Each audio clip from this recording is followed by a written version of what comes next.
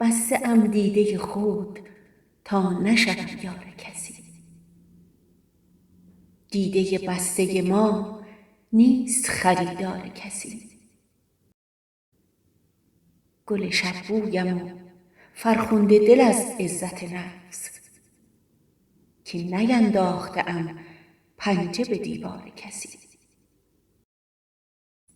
سنگ تهمت به من انداخته هر ناکس و کس، من دیوانه نرنجیده ز آزار کسی.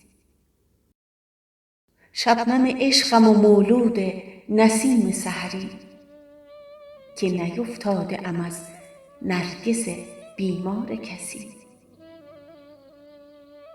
دل رنجور من آزرده بوس است و کنار، مرغ پربسته نرفته است به گلزار کسی. جذبه حسن ندانست نگاه گذران، ای صدیقی نشدم خیره به رخسار کسی.